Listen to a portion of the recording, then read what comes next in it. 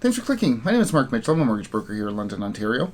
We finally had some positive news coming out of China this week, as the news broke that the credit markets are starting to open up, at least on the domestic side, which is good news for China's inflation, which is good news for Canada and the US as we import so much.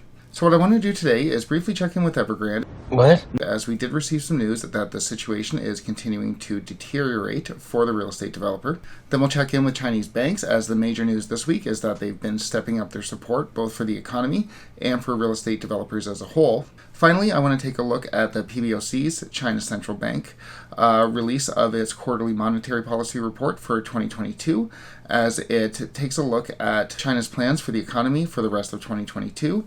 And as we'll see, it looks like it's continuing to diverge from the central banks here in Canada and the US as China continues to loosen its monetary policy. We're expecting news from China to heat up over the next few weeks following the Olympics, especially as the Chinese real estate developers have over $3 billion in loans coming due in March, and we're going to start to see the effect of this monetary loosening that we've been seeing for the past few weeks, past few months really. We also have some new data coming out on Canada's real estate market in early March, as well as the interest rate announcement being released by the Bank of Canada on March 2nd, so we'll definitely have some updates out on those. If you want to get those and the weekly China updates on Friday, make sure you click like and subscribe. But for now, let's get into Evergrande.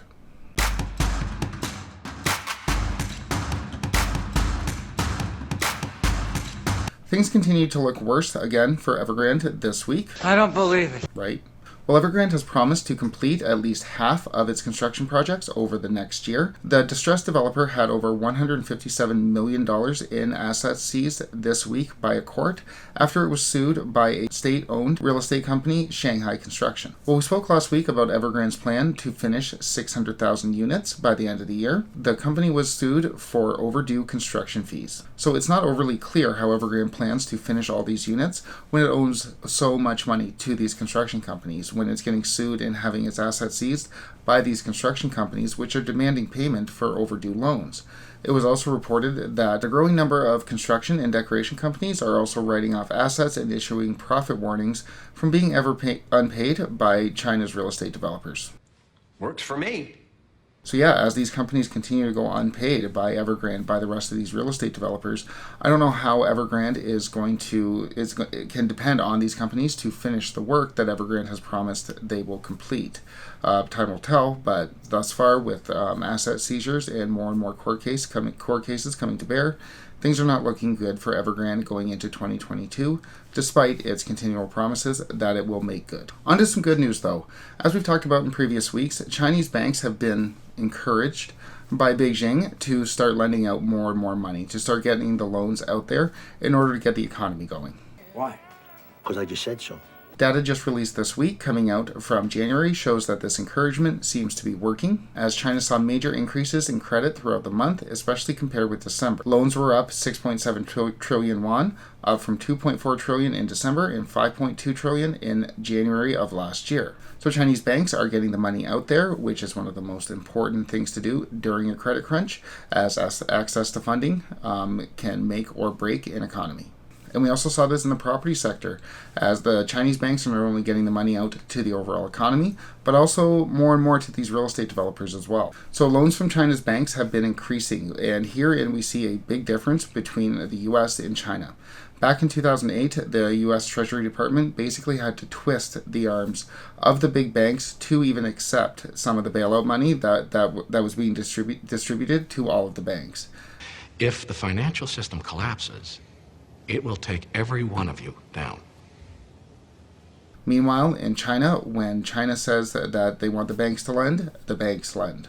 When they issue some encouragement, it's really not a question. Did you hear what I said? Speaking of the banks, we also received news this week that the People's Bank of China, the PBOC, had released its quarterly monetary policy report, where they said that they are going to basically continue their loose monetary policy throughout 2022, noting that we will improve the money supply mechanism, maintain reasonable and sufficient liquidity, guide financial institutions to vigorously expand loan lending, and enhance the stability in total credit growth. So the monetary policy report was really all about getting the money out there, loose monetary policy, and ensuring that the banks lend. For his part, PBOC Governor Yi said that by engaging in these measures, by getting liquidity out there, by getting the banks to lend, China should return to its potential growth by the end of 2022. So the PBOC sees China returning to basically normal by the end of 2022. So yeah, China definitely plans on opening up its wallet. It plans on keeping liquidity flowing and keeping the banks lending. So as much as the Western powers, as much as the US and Canada, the Federal Reserve and the Bank of Canada are going to need to tighten policy. Some are saying tighten policy fast and by quite a bit. China plans on opening up their wallets and loosening up their monetary policy. They do have room to do so. We just got word this week that China's inflation is at 0.9%. Jerome Powell and Tiff Macklem would give their left arms to have 0.9% inflation. So as we've said before, China does have kind of the opposite problem as the West right now, in that it needs its inflation rate to go higher. It needs to have a loose monetary policy. It needs to encourage spending. Whereas here in the West, we need to tamp our inflation rate down. We need to discourage lending. And it does look like that's going to happen come March 2nd in Canada. And we are also expected to hear from the Federal Reserve in March as well that they'll be at minimum hiking rates, if not severely rolling back their quantitative easing program and engaging in quantitative tightening. So in the West, we're taking money out of the economy. In China, they're pouring money into the economy. The extent to which either will work to achieve their goals is yet to be seen. But we'll definitely have updates out on China's real estate crisis as this unfolds, as it is sure to affect us here in Canada and in the West, as their inflation is our inflation. Make sure you click like and subscribe if you want to get those updates, and thanks so much for watching.